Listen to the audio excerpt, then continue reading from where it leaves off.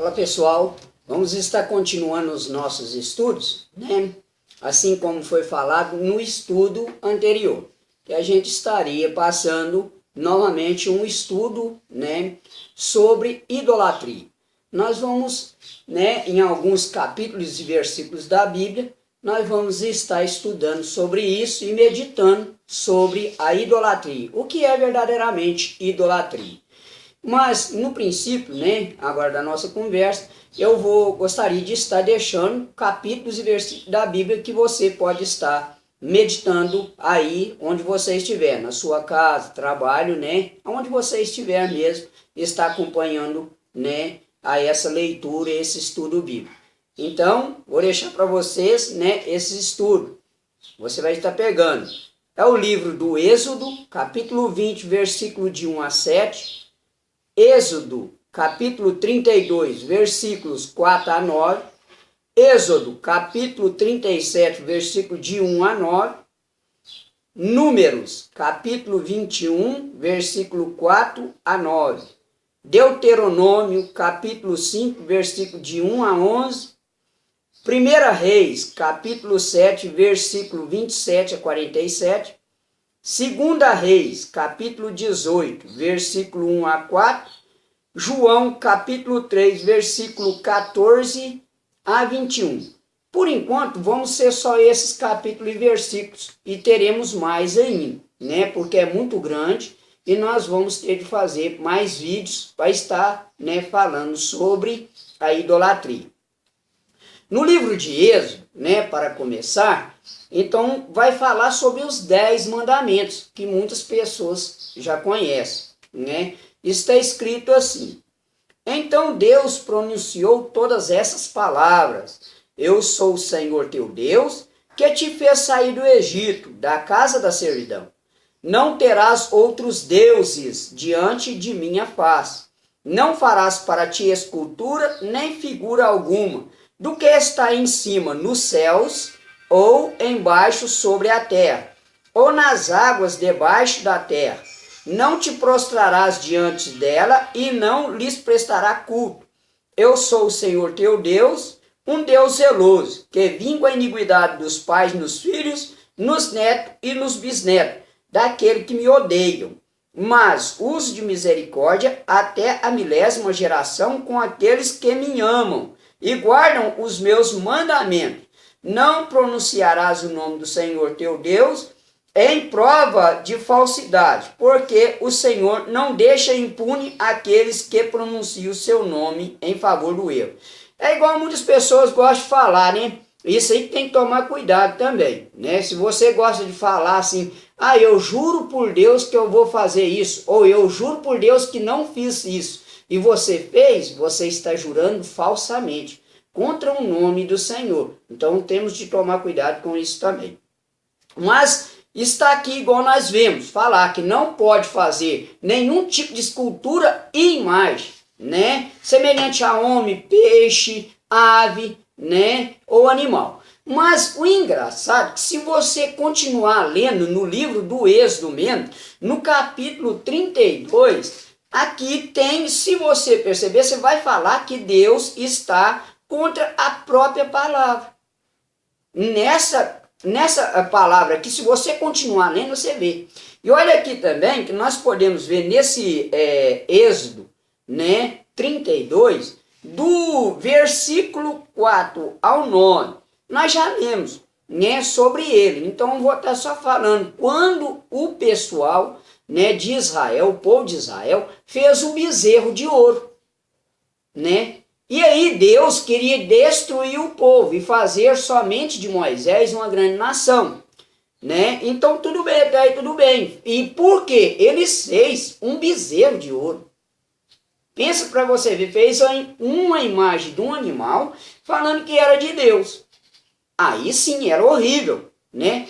Mas depois nós vamos ver no livro de Êxodo, capítulo 37, outra passagem que fica meio estranho para a gente. A gente vai ficar assim, mas peraí, Deus falou que não poderia a gente ter imagem, né?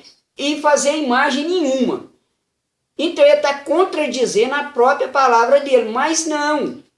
É por falta de entendimento, às vezes, das pessoas. Vejamos bem, capítulo 37, do versículo 1 até o 9. Só para ver. Bezaleel fez a arca de madeira de acácia. O comprimento era de 2,5 covados e a sua largura de 1,5 covado e a sua altura de 1,5 covado. Cobriu-a de ouro puro por dentro e fez-lhe por fora ou ao redor uma bordadura de ouro fundido para ele, quanto as argolas de ouro, e pô-las no seu quatro pés, 2 de um lado e 2 de outro. Fez varas de madeiras de acácia revestidas de ouro, que passou nas argolas, colocando dos lados da arca, para poder transportá-la. Fez uma tampa de ouro puro, cujo comprimento era de 2,5 covados e a largura de 1,5 covado.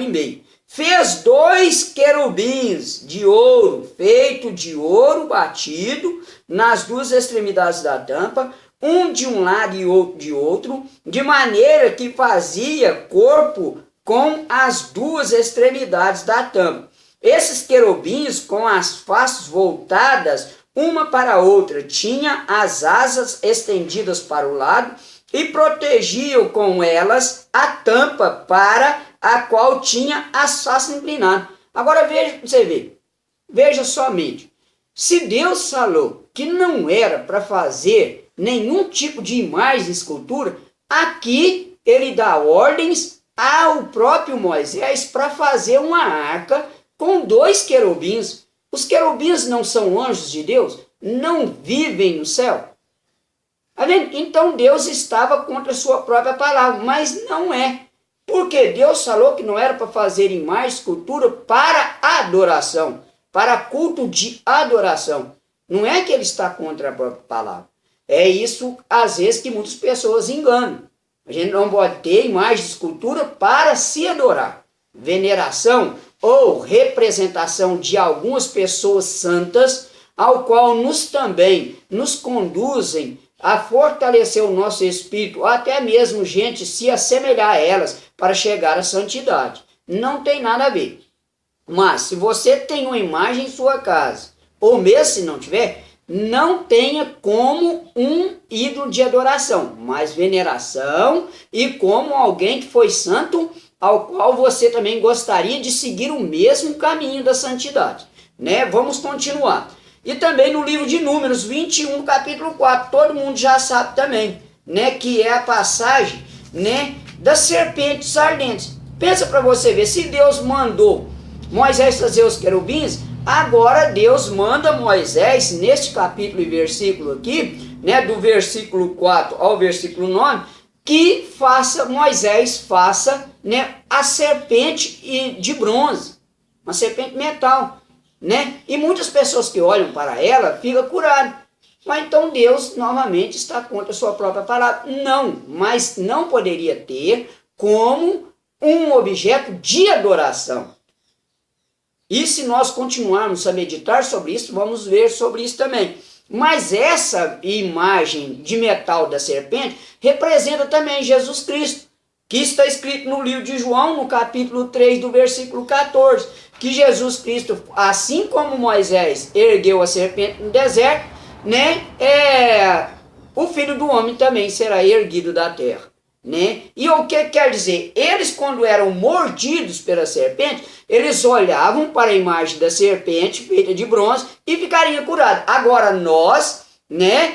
O que acontece? Nós vimos Jesus? Não, claro, mas bendito aquele, né, que acredita sem ter visto. Mas nós temos as representações de Jesus crucificado, não é verdade? Assim como era na serpente de metal. Nós olhamos para a imagem de Jesus Cristo crucificado, comemos e bebemos o seu sangue e nós somos curados de todas as picadas do demônio, que é representado da serpente, que nós já vimos isso também.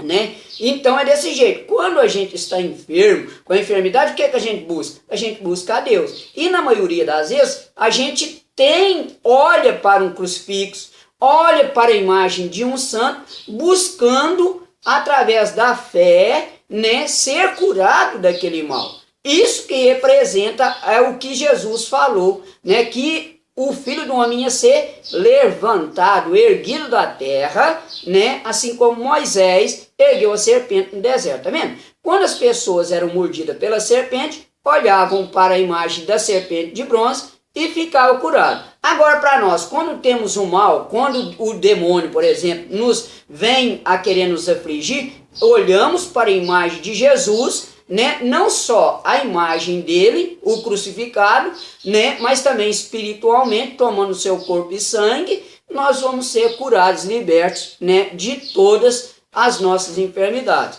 E mais ainda, no livro de Deuteronômio, ele no capítulo 5 vai estar falando sobre isso também, mas é simplesmente relembrar dos 10 mandamentos que estão escritos, né? Em Deuteronômio capítulo 5. E o que eu mais gosto é no livro que está escrito de Reis. O livro de Reis, que é os mais melhores para você tirar as suas dúvidas.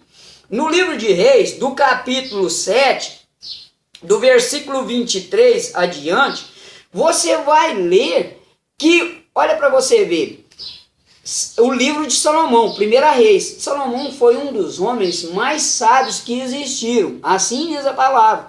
E ele, quando foi construir o templo de Deus, ele mandou fazer várias e várias esculturas, né, de metal, de ouro, fez de bois, fez de ave, fez de querubins, fez de leões, né, fez até de frutas, né, para colocar dentro do templo. Se Salomão, um cumpridor da lei de Deus, que ele era amado por Deus e que foi dado uma sabedoria enorme, como ele poderia estar fazendo isso? Mas vamos deixar para uma próxima, né, vídeo que nós vamos ver mais, porque senão o tempo, né, não dá. Até a próxima, né, o próximo vídeo que eu vou estar passando por você para nós finalizar esse estudo. Até a próxima.